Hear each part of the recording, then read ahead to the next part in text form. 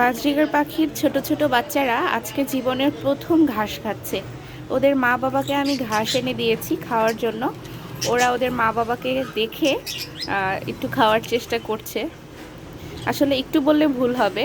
বড়টা ওই যেটা যেটা যে একটু পেছন দিকে বড়টা, আর এই যে এটা হচ্ছে মেঝোটা। ওরা দুজন বেশ ভালোই চেষ্টা করছে।